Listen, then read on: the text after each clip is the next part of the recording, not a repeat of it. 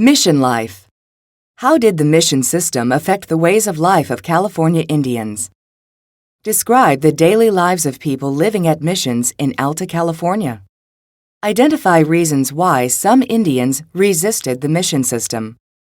Vocabulary: economy, neophyte, revolt, custom, you are there.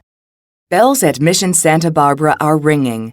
You and the other California Indians who live there start each day when the bells call you to the church for prayer. Until you break for your midday meal, you study with the mission priests. They are teaching you new words, new ideas, and new ways to live. Other Indians at the mission build homes or work in the fields. Changes begin. Population in the California colony grew slowly at first. The missionaries worked hard to survive.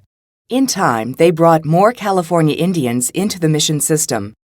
Indians provided the workers that the missions needed.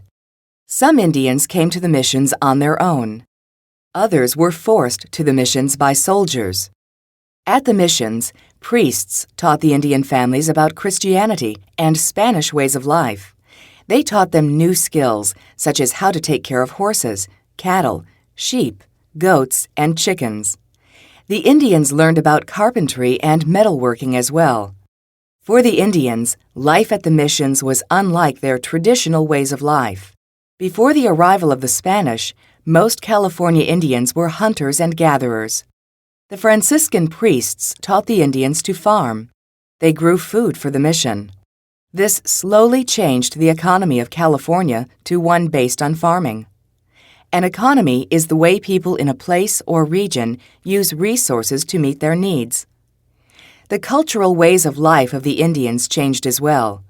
When they moved to a mission, Indians became neophytes, or people new to the Catholic faith.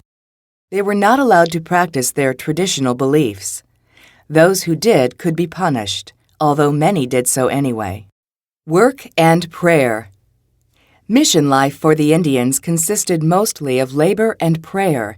In fact, each day started with prayer. At sunrise, the mission bells rang to call neophytes to church. Bells also rang when it was mealtime, or time to begin and end work. There were many jobs at a mission. The Indians plowed and planted fields, dug ditches, and harvested crops. They also raised horses, cattle, sheep, goats, and chickens. Indian men built adobe houses. Indian women wove cloth and made soap. They cooked the meals and did the cleaning. Children went to church and school. They also weeded the gardens. Some Indians resist.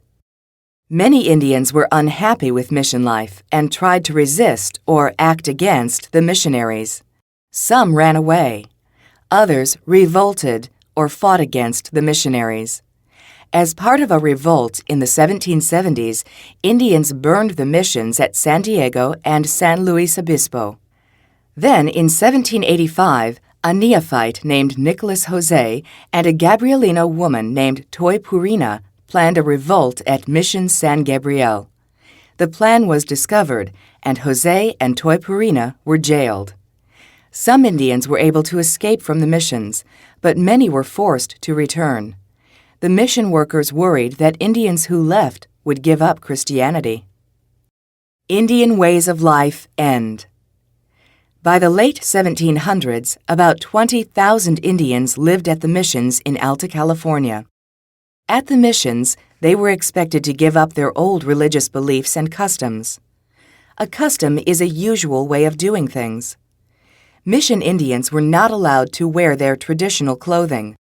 They also could not hold the celebrations that were important to them. One of the most serious threats to the mission Indians was disease. Without knowing it, some Europeans brought diseases such as smallpox, measles, and influenza. The Indians had no protection against these diseases, and their bodies could not fight them off. The diseases spread quickly and sometimes killed whole villages. After the deaths of many Indians at Mission Santa Clara, one priest wrote, "Sickness is always with us, and I fear it is the end of the Indian race. What can we do?"